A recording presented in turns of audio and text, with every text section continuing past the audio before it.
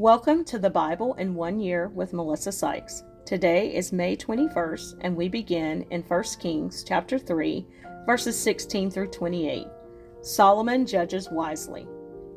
Now 2 women who were harlots came to the king and stood before him, and one woman said, "O my lord, this woman and I dwell in the same house, and I gave birth while she was in the house. Then it happened the 3rd day after I had given birth that this woman also gave birth. And we were together. No one was with us in the house, except the 2 of us in the house. And this woman's son died in the night because she lay on him.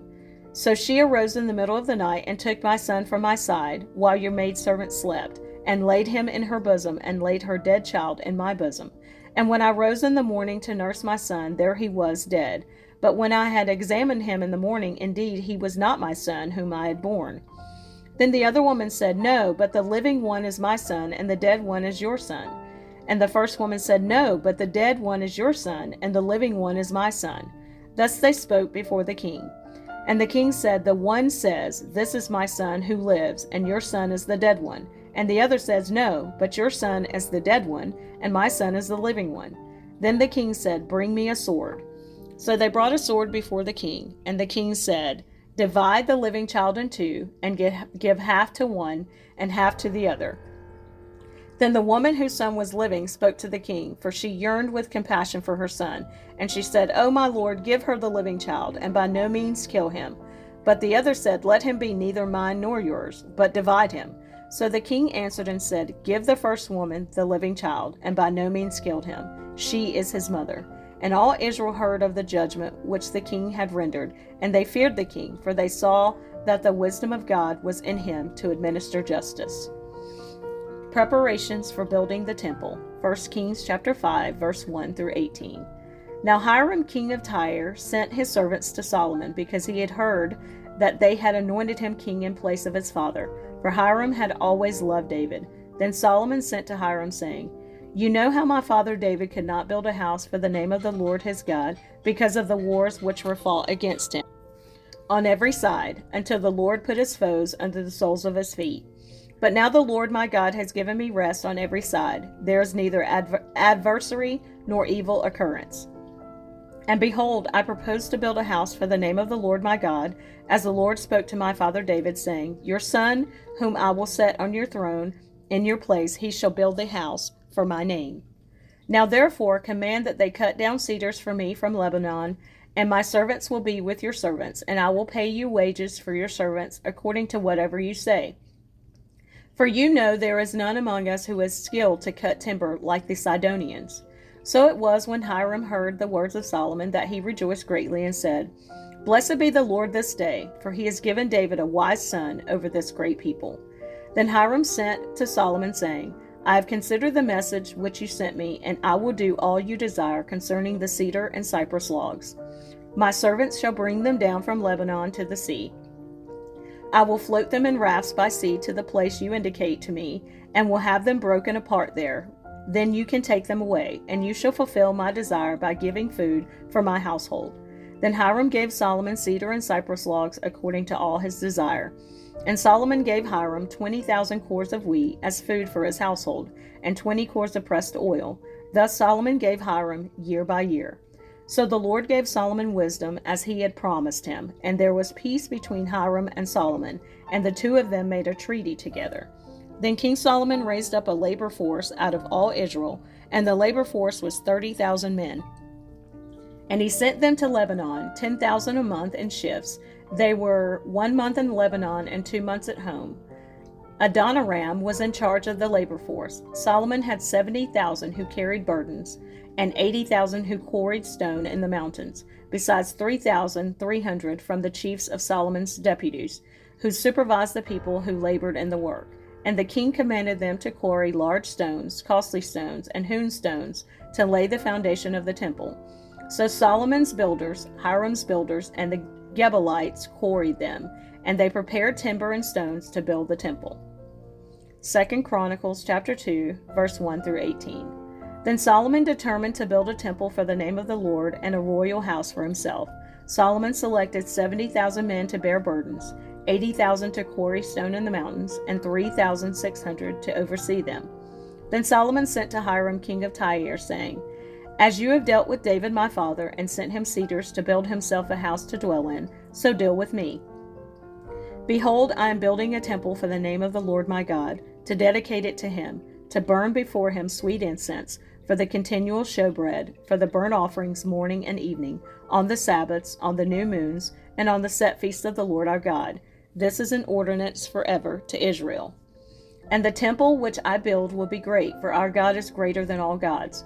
But who is able to build him a temple, since heaven and the heaven of heavens cannot contain him? Who am I then, that I should build him a temple except to burn sacrifice before him? Therefore send me at once a man skillful to work in gold and silver, and bronze and iron, and purple and crimson and blue, who has skill to engrave with the skillful men who are with me in Judah and Jerusalem, whom David my father provided.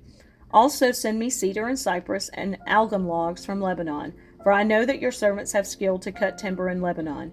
And indeed my servants will be with your servants, to prepare timber for me in abundance, for the temple which I am about to build shall be great and wonderful. And indeed I will give to your servants, the woodsmen who cut timber, 20,000 cores of ground wheat, 20,000 cores of barley, 20,000 baths of wine, and 20,000 baths of oil. Then Hiram king of Tyre answered in writing, which he sent to Solomon, Because the Lord loves his people, he has made you king over them. Hiram also said, Blessed be the Lord God of Israel, who made heaven and earth, for he has given King David a wise son, endowed with prudence and understanding, who will build a temple for the Lord and a royal house for himself. And now I have sent a skillful man, endowed with understanding, Huram, my master craftsman, the son of a woman of the daughters of Dan, and his father was a man of Tyre, skilled to work in gold and silver, bronze and iron, stone and wood, purple and blue, fine linen and crimson, and to make any engraving and to accomplish any plan which may be given to him, with your skillful men and with the skillful men of my lord David your father. Now therefore the wheat, the barley, the oil, and the wine, which my lord has spoken of, let him send to his servants. And we will cut wood from Lebanon, as much as you need. We will bring it to you in rafts by sea to Joppa, and you will carry it up to Jerusalem. Then Solomon numbered all the aliens who were in the land of Israel, after the census in which David his father had numbered them, and there were found to be 153,600. And he made 70,000 of them bearers of burdens, 80,000 stone cutters in the mountain, and 3,600 overseers to make the people work. Solomon builds the temple. 1 Kings chapter 6, verse 1 through 13, around 966 BC. And it came to pass in the 480th year, after the children of Israel had come out of the land of Egypt, in the 4th year of Solomon's reign over Israel, in the Mount of Ziv, which is the 2nd month, that he began to build the house of the Lord. Now the house which King Solomon built for the Lord, its length was 60 cubits, its width 20, and its height 30 cubits. The vestibule in front of the sanctuary of the house was 20 cubits long across the width of the house, and the width of the vestibule extended 10 cubits from the front of the house, and he made for the house windows with beveled frames. Against the wall of the temple he built chambers all around, against the walls of the temple, all around the sanctuary and the inner sanctuary. Thus he made side chambers all around it. The lowest chamber was 5 cubits wide, the middle was 6 cubits wide, and the third was 7 cubits wide. For he made narrow ledges around the outside of the temple, so that the support beams would not be fastened into the walls of the temple. And the temple, when it was being built, was built with stone finished at the quarry, so that no hammer or chisel or any iron tool was heard in the temple while it was being built. The doorway for the middle story was on the right side of the temple. They went up by stairs to the middle story, and from the middle to the third. So he built the temple and finished it, and he paneled the temple with beams and boards of cedar.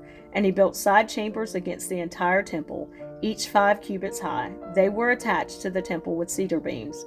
Then the word of the Lord came to Solomon, saying, Concerning this temple which you are building, if you walk in my statutes, execute my judgments, keep all my commandments, and walk in them, then I will perform my word with you, which I spoke to your father David, and I will dwell among the children of Israel, and will not forsake my people Israel. 2 Chronicles chapter 3, verse 1 through 14. Now Solomon began to build the house of the Lord at Jerusalem on Mount Moriah, where the Lord had appeared to his father David at the place that David had prepared on the threshing floor of Ornan the Jebusite. And he began to build on the 2nd day of the 2nd month in the 4th year of his reign. This is the foundation which Solomon laid for building the house of God. The length was 60 cubits, but by cubits according to the former measure, and the width 20 cubits. And the vestibule that was in front of the sanctuary was 20 cubits long across the width of the house, and the height was 120. He overlaid the inside with pure gold. The larger room he paneled with cypress, which he overlaid with fine gold, and he carved palm trees and chain work on it. And he decorated the house with precious stones for beauty, and the gold was gold from Parvaim. He also overlaid the house, the beams and doorposts, its walls and doors with gold, and he carved cherubim on the walls. And he made the most holy place. Its length was according to the width of the house, 20 cubits, and its width 20 cubits. He overlaid it with 600 talents of fine gold. The weight of the nails was 50 shekels of gold, and he overlaid the upper area with gold. In the most holy place he made 2 cherubim, fashioned by carving, and overlaid them with gold.